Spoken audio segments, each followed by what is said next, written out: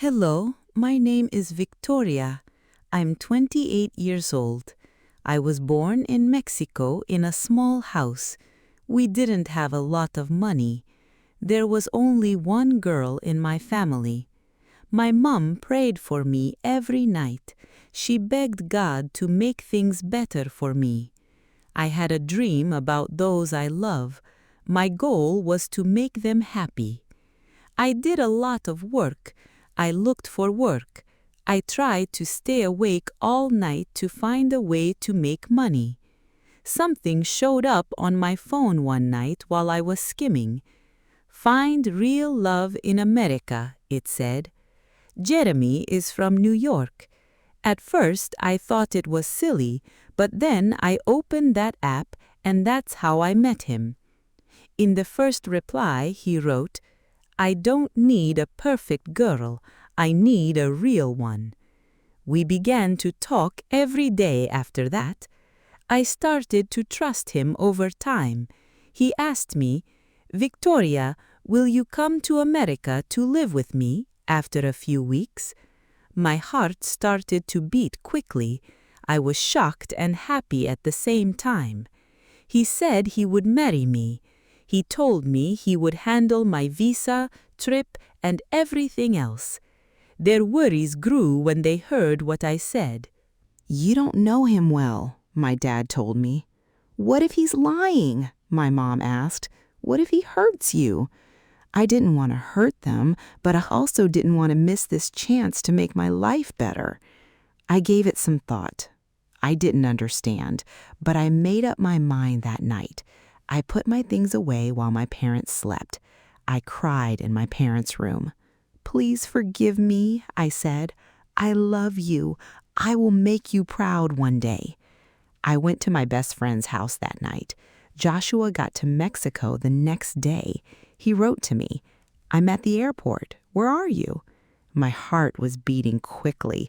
I was scared. I went to the airfield. He seemed too good to be true, so I checked him out. After that, I saw him. He held flowers in his hands. He looked tense. He really did show up. He seems real. He smiled when he saw me. "Vicky, I came for you," he said. "Let's begin a new life together." When I took Jeremy's hand, our new life started. The beginning weeks were lovely. I cleaned the house and made dinner. I looked forward to seeing Jeremy every day like a bride-to-be. He kissed my face every night and said, "I am home, my darling wife." I started to believe in love. I believed I might have been right. Someday, maybe even my parents will get it. I was glad. Things began to change after 6 months. Jeremy stopped chatting like he did before. He got home late, didn't smile much, and went to bed early. There were no hugs or goodnight kisses. It was just quiet. "Jeremy, is everything okay?" I asked him one night. He got mad and told her, "Victoria, you think too much. Don't make a big deal out of it." My eyes were filled with tears. It was painful. The man who used to call me queen made me feel like I wasn't seen. Then, one morning over tea, he told me, "I need to go to Boston for work. I'm going to be away for a few days." I said yes and smiled. I put his bag together. I knew something wasn't right. I didn't say anything, though. I really thought everything was okay. Even though I wanted to trust him, I knew my marriage was in trouble. I went to Jeremy's office one afternoon to give him his wallet, but he wasn't there. I stopped at a coffee shop as I walked by. When I looked out the window, my heart sank. Jeremy was in there. He was sitting with someone else. She had his hand in hers. They were happy and laughing.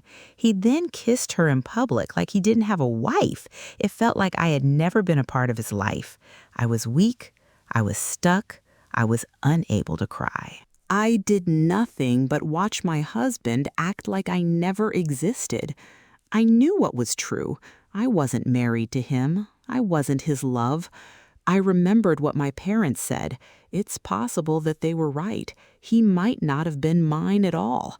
After work, I cried like a child and thought about what I had done wrong. After a few hours, he went home as if nothing had happened. "Who is she?" I asked him. She is the one I love, not you, he told me. Victoria, you were just a part of my plan to move to the U.S. You can stay for a few weeks, but then you have to leave. I stopped moving. The world stopped moving for me. I was ready to scream. I could have cried, but I kept quiet. The letter my mom gave me before I left was in a drawer in my room. It said, "Come home if your husband ever breaks your heart. We're still going to wait." I cried while holding that letter. It was so easy for my husband to leave me for someone else. I didn't have a job, a family, a home, or a green card. I was by myself in a big country where no one knew my name. I found a small home for women without guys. Why did I leave my mom? Why did I believe him? Is this all my fault? I was hurt. I was lost. I had tears in my eyes.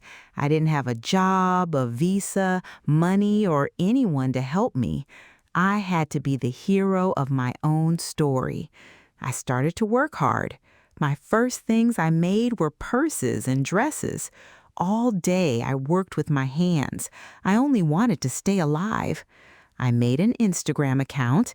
Even though I was scared, I shared pictures of my bags, dresses, and work. People started to like, write, and message me over time, but no one noticed at first. I gave it the name Victoria Designs. Every day I worked hard. After 2 years, I opened my own store. I was at work one day when I saw Jeremy walk by. I went cold. We were both shocked and just stared at each other. He looked worn out and old. "Vicky, I was wrong," he said. "She left me. My company went out of business. I lost everything. I need you. Please, please give me one more chance." When I looked at him, I thought about the times I cried and the pain he caused me. He broke me, not just left me. I yelled, "This man is following me. I'm scared of him." A lot of people looked. "She's lying," Jeremy yelled. "She's my wife. I love her." He reached out and touched my hand. It was against my will that he touched me. I need to make a case. The cops showed up. I saw Jeremy cry. "You hurt the girl who loved you," I told him. "This isn't getting even. This is fair." I got my green card after 2 weeks. I was finally able to see my parents. I really missed them. I flew back to Mexico because of this. My hands were shaking as I stood in front of my old house. I rang the bell. "Who is it?" my mom asked. I said, "Hi, my name is Victoria." When she opened the door, she stopped and said, "Victoria, my daughter!" Her eyes were filled with tears. We both cried while she held my face. In her words, "We thought we lost you, but God brought you back stronger." I gave my dad a hug. "I have my own shop in the U.S., I told them. "I did it." In a proud voice, my dad told me, "We are proud of you." In order for my parents to have a better life, I brought them to the U.S. Like they did for me, I comforted, cared, and loved them. I fed them and made sure they were healthy. Months went by. The cops called me one day. Jeremy was being held. He had used more than just me, but a lot of other women. He also played with their hearts. I saw him at the stop. He asked me, "Victoria, please help me." "Jeremy, I can kill you," I told him. "I have the power to lock you up for all time, but I don't like you. I don't carry hate. I forgive you, and I don't want to see you ever again." After leaving, I didn't look back. I didn't feel any pain. I was at peace. Do not totally trust. Don't leave your parents for someone else. Your folks are not against you. They are the only ones who ever have your best interests in mind. This story was fun to read. Please like, comment, share, and follow if you did.